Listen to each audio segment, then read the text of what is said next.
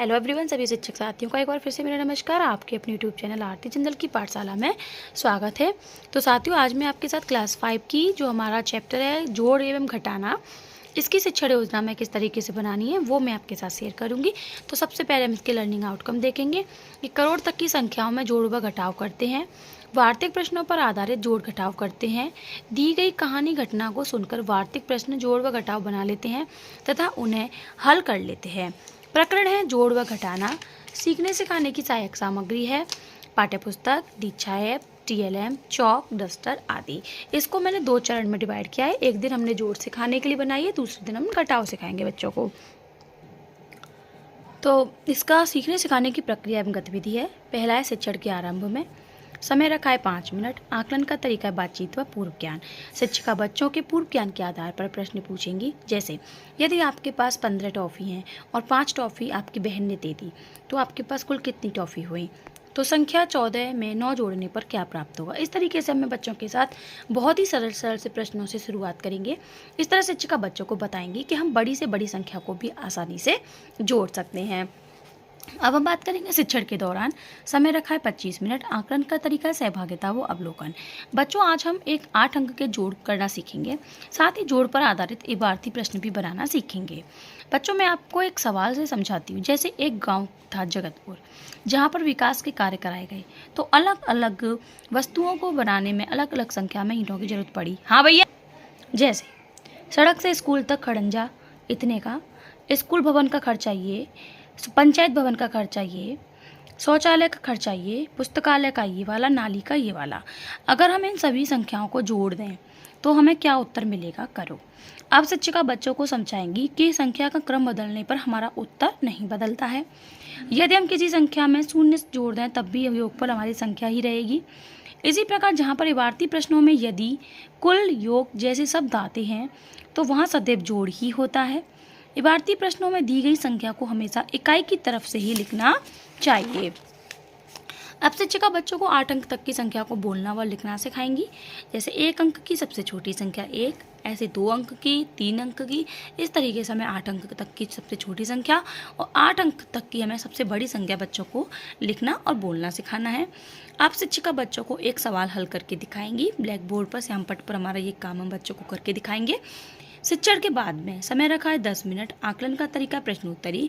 शिक्षिका बच्चों से तालिका के आधार पर कुछ प्रश्न पूछेंगी, जैसे गांव के विकास कार्य में कुल कितनी ईंटें लगी, खड़ंजा और नाली बनाने में कुल कितनी ईंटों का प्रयोग हुआ, पुस्तकालय और स्कूल बनवाने में कुल कितनी ईंटें लगी।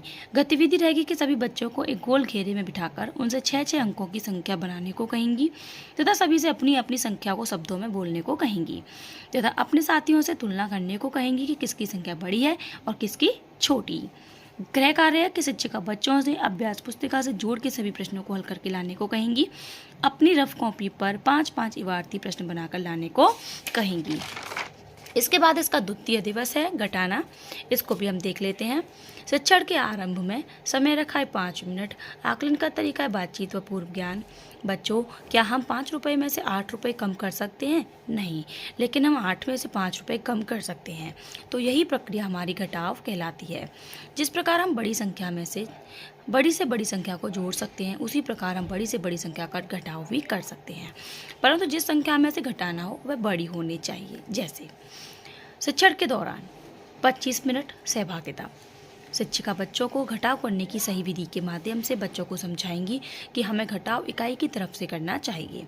हमें इस बात का ध्यान रखना चाहिए कि यदि घटाने वाली संख्या का इकाई अंक छोटा और जिस अंक को घटाना है उसका अंक बड़ा है तो ऊपर वाली संख्या को अपने पड़ोसी दहाई से 1 रुपया उधार लेना चाहिए, जिसका मान 10 होता है। इसी प्रकार पूरी घटाव विधि को सरल तरीके से बच्चों को समझाएंगे। ये हम एक घटाव का बच्चों को करके भी दिखा सकते हैं।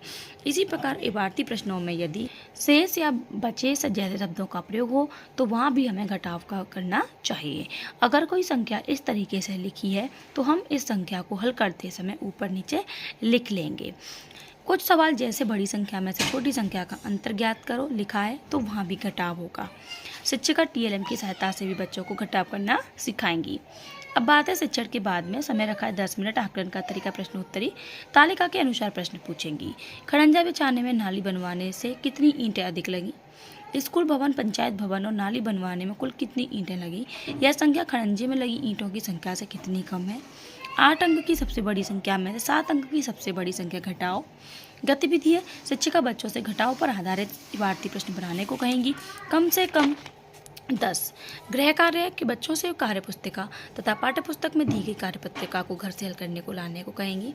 शिक्षण की आगामी योजना है कि जिन बच्चों को सीखने में कठिनाई महसूस हो रही हो उन्हें क्लास में अतिरिक्त समय देकर समझाने का प्रयास करेंगी। तो ये हमारी आज की शिक्षण योजना है। आई होप आपको वीडियो पसंद आई होगी। वीडियो पसंद आई हो तो लाइक करें, अपने सभी साथियों के साथ शेयर करें। तब तक के लिए धन्यवाद।